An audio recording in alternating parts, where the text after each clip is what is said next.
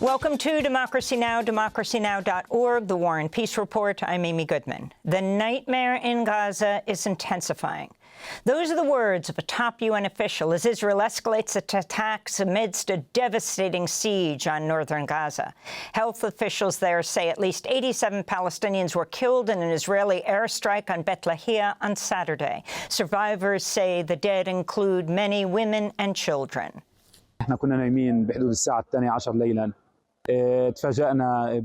We were asleep around 12 a.m. when it suddenly felt like an earthquake hit the area. Debris was falling on us. We rushed outside after hearing screams of women and children and found that our neighbors had been targeted by massive bombs. Tons of explosives had fallen on a residential neighborhood full of civilians and displaced families. All those who were martyred here are children, women, and displaced people who fled from other areas due to heavy strikes, seeking shelter and what they believe to be a safer place. Al Jazeera reports another 33 Palestinians have been killed so far today, including 18 in the Jabalia refugee camp. Israel's also targeting the last 3 hospitals in northern Gaza, the Indonesian, Al-Awda, and Kamal Adwan hospitals.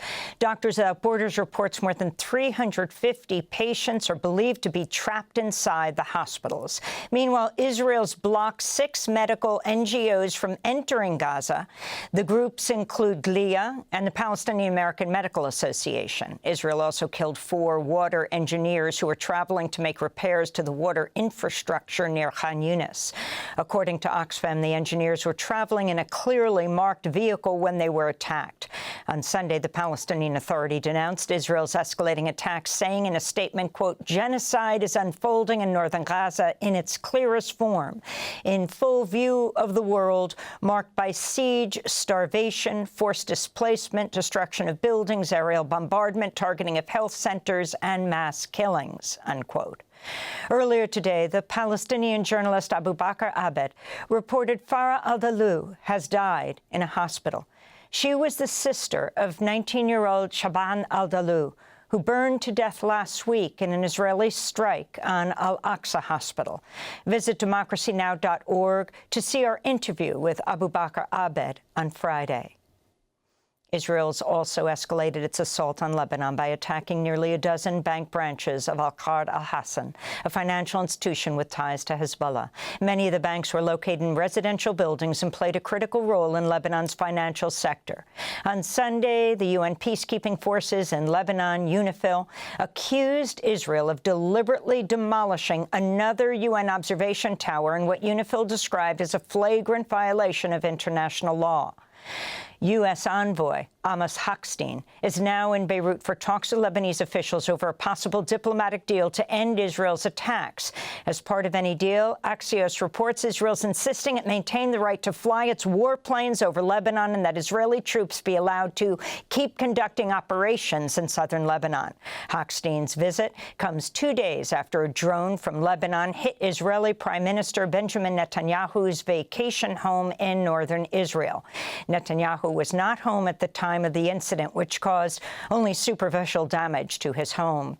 In a separate attack, Palestinian fighters in Gaza on Sunday killed the commander of the Israeli military's 401st Brigade, Colonel Hassan Daksa. He's been described as the highest-ranking Israeli army officer killed in Gaza over the past year. The Biden administration's launched a probe after highly classified U.S. intelligence documents were posted online, showing that Israel's taking steps to launch a retaliatory attack against Iran.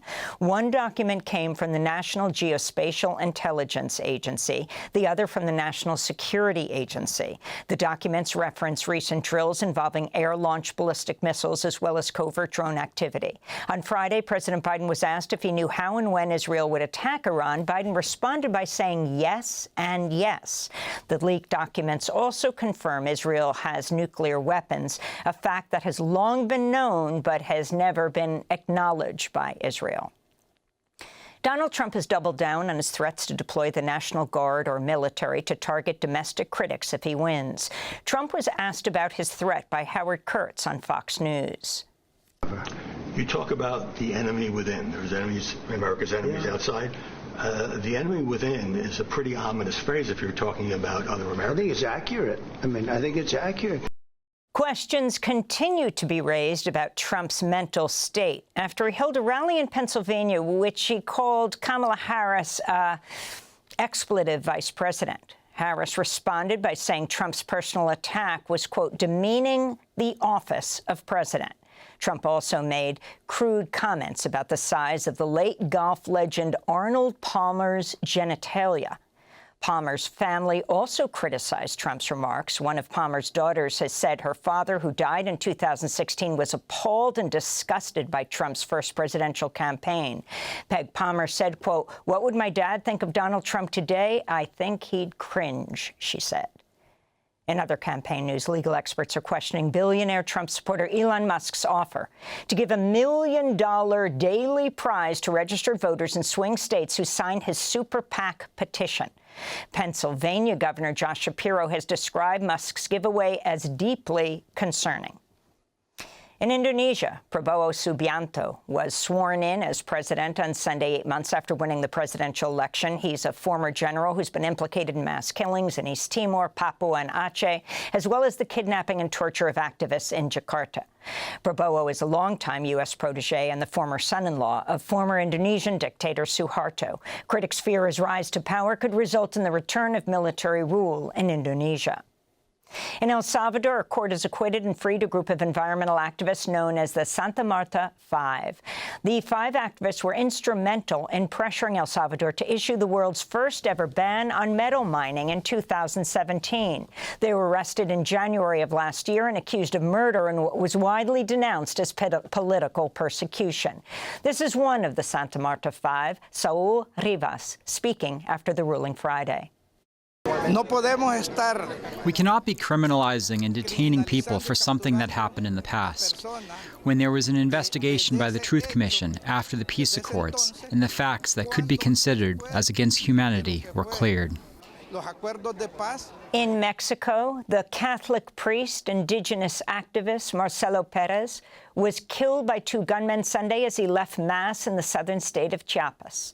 Perez was a member of the Tzotzil indigenous group, well known for his human rights activism on behalf of indigenous people and farm workers. This is a community member who'd worked with Marcelo Perez. We have called on the government to clarify this case and bring justice to Father Marcelo, a great priest that always advocated for the poorest and for the people in need, that always listened and helped and now has been murdered. We demand all the government agencies to cooperate and give answers to clarify all this. Tropical storm Oscar has slammed into Cuba after barreling through the Bahamas as a hurricane. Authorities warned of flash flooding, mudslides, and heavy winds as millions in Cuba are already grappling with a days-long power outage as its precarious electric grid continues to falter. Massachusetts Congressmember Jim McGovern called on the Biden administration to offer assistance to Cuba, posting on X, quote, U.S. policy has directly contributed to Cuba's energy problems by sanctioning ships carrying oil to Cuba and starving the country of foreign exchange earnings. In Mozambique, opposition presidential candidate Venancio Mondlane has called on his supporters to take to the streets in protest after a lawyer and an official with his Podemos party were shot dead in the capital, Maputo. The lawyer, Elvino Diaz, was preparing to challenge the results of the October 9th election. Although final results have not been announced, early tallies show Daniel Chapo of the Frelimo party in the lead. Preliminary results show Moldova has narrowly voted to join the European Union. Near final results show just over 50% of voters supported joining the EU, a lower tally than expected. In a separate vote, Moldova's president failed to win a majority of votes, setting up a runoff on November 3rd. She's pushed for Moldova, a former Soviet republic, to move further away from Moscow's influence. She and others have accused pro-Russian groups of meddling and vote buying ahead of Sunday's polls. In Australia, Indigenous Senator Lydia Thorpe was removed by force from a Parliament event after she heckled King Charles following a speech to Australian lawmakers. Lydia Thorpe confronted the British royal as she walked towards him, decrying, "You are not our king." Our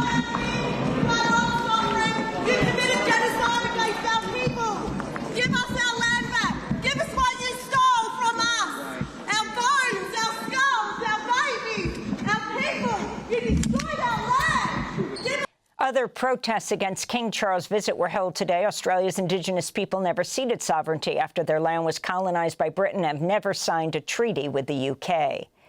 And in Arizona, charges have been dropped against a deaf black man with cerebral palsy who was beaten and tasered by police officers in August after being falsely accused of stealing a cell phone.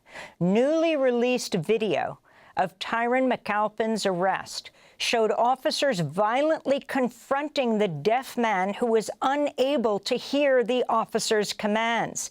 He was then jailed for 24 days because he could not afford bail. And those are some of the headlines. This is Democracy Now!, democracynow.org, The War and Peace Report. I'm Amy Goodman.